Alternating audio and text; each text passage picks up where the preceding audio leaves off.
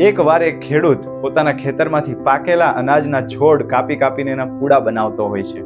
એના ધ્યાન બહાર એ અનાજના છોડવાઓની વચ્ચે એક તુલસીનો છોડવો હોય છે અને એને પણ એ ભૂલથી કાપીને પૂડામાં બાંધી દે છે. અને પછી આવા બધા જેટલા પૂડા બાંધ્યા છે એ બધા પૂડા પોતાના ગાડામાં નાખે છે અને ગાડું લઈને ઘરે આવે છે. જ્યારે ઘરે પહોંચે છે તેને ગાડામાંથી એ પૂડાઓ ઉતારવાનું ચાલુ કરે છે. એ જ વેળાએ એનો મૃત્યુનો સમય આવે છે અને 3 યમદૂત એને લેવા આવી જાય છે. 3 યમદૂત આ ખેડૂતને જોવે છે અને પછી એને હાર્ટ એટેક આપે છે.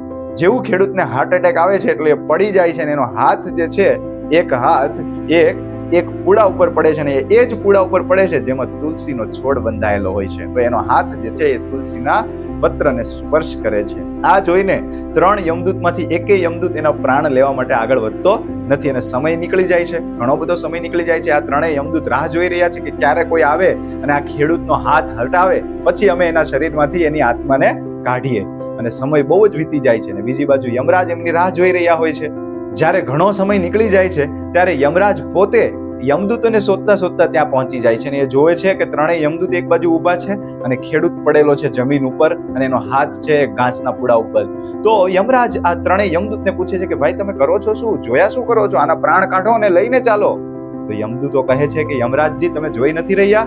આનો હાથ ઘાસના પૂડા ઉપર પડ્યો છે ને એ ઘાસના પૂડામાં તુલસીનો છોડ છે અને એનો હાથ તુલસીના છોડ ઉપર છે. એનું શરીર છે એ તુલસીના છોડને સ્પર્શ કરી રહ્યું છે. તો હવે અમે આને પ્રાણ કેવી રીતે કાઢી શકીએ?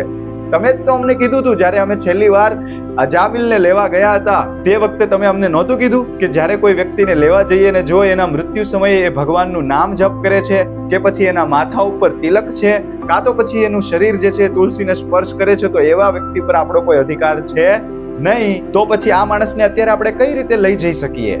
યમરાજ કહે છે બિલકુલ સાચું કીધું તમે, આ વ્યક્તિ ઉપર આપણો અધિકાર નથી. અને યમરાજ 3 યમદૂતોને લઈ ત્યાંથી નીકળી જાય છે અને પછી એ ખેડૂતને લેવા માટે વિષ્ણુ દૂતો આવે છે અને એ ખેડૂતને વૈકુંઠ ધામ લઈ જાય છે, ભગવાનના ધામ લઈ જાય છે.